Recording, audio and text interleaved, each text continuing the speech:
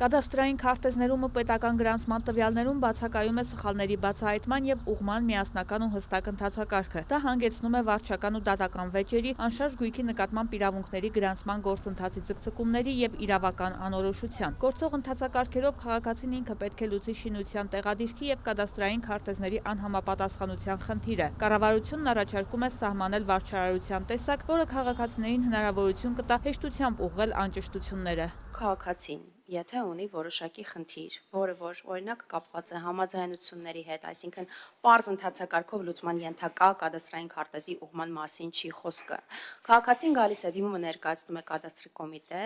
եւ կադաստրի կոմիտեն որպես վարչական մարմին, կրելով նաեւ պոզիտիվ պարտականություն ապահովելու քաղաքացիների ամբողջական սեփականության իրավունքի իրացումը, արկա խոչընդոտները վերացնելու բնականաբար օրենքի սահմաններում արդեն վարույթի բոլոր գործողությունները, այսպես ասած, վերցնում է իր վրա։ Խաղային գործունեության կարգավորման մասին եւ կից օրենքների փաթեթում փոփոխությունների եւ լրացումների նախագծով պետեկամուտների կոմիտեն առաջարկում է կարգավորել առցանց տիրույթում գովազդների, ապօրինի խաղային կայքերի գործունեությունը։ Առաջարկում են 3 խումբ կարգավորումներ։ Կստեղծվի on-line ռեսուրս, on-line հարթակ, որում ոչ միայն վերահսկող մարմինների լիազորությունների շրջանակում, այլ նաև այլ գործընկեր կառույցներ կկարողանան ավելացնել այն ապօրինի կայքերը, որոնք ենթակա են արգելափակման,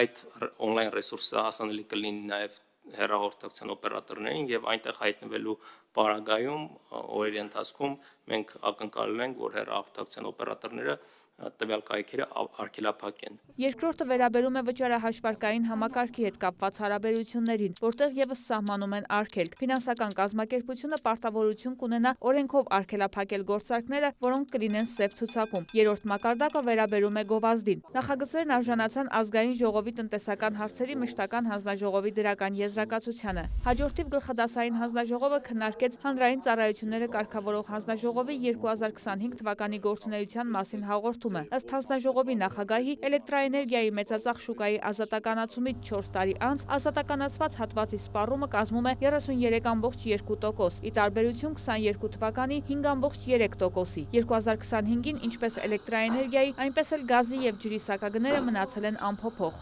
Սահմանափակված պահանջները խախտելու համար Հայաստան էլեկտրական ցանցեր փակ բաժնետիրական ընկերությանը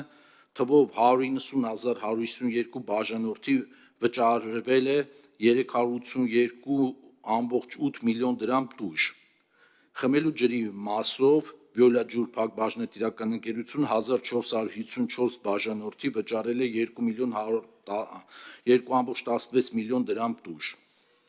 25 թվականին հանրային ծառայությունների կարգավորող մարմնի մասին օրենքի 36-րդ հոդվածի 9-րդ մասի համաձայն Հայաստանի էլեկտրական ցանցեր փակ բաժնետիրական ընկերության նկատմամբ հարուցվել է վարչական վարույթ եւ նշանակվել է ընկերության ժամանակավոր կառավարիչ։ Վարույթի շրջանակում ձեռք բերված փաստական հանգամանքների արդյունքում դադարեցվել է Հայաստանի էլեկտրական ցանցեր փակ բաժնետիրական ընկերության էլեկտրաէներգիայի բաշխման լիցենզիայի գործողությունը։ Տնտեսական հարցերի մշտական հանձնաժողովը լսեց նաև մրցակցության եւ սպառողների շահերի պաշտպանության հանձնաժողովի 2025 թվականի գործունեության վերաբերյալ հաղորդումը։ Իրավախախտումների համար նշանակված տուգանքի չափը եղել է ավելի քան 1 միլիարդ 940 միլիոն դրամ։ Պետական բյուջե մուտքագրվել է 1 միլիարդ 84 միլիոն դրամից ավելի, ներկայացրեց Գեգամ Գևորգյանը, տեղեկացնելով, որ պետական բյուջե մուտքագրվում են նաև նախորդ տարիներից նշանակված տուգանքները։ Պետական մարմինների հանդեպ պատասխանատվության միջոցները եղել են 4-ը։ Արգելվել է տնտեսական գործունեության 1 դեպք հանքարդյունաբերության ոլորտում։ 129 տնտեսվարի սուբյեկտի մրցակցային իրավախախտումների համար են պատասխանատվության ենթարկել սպառողների շահերի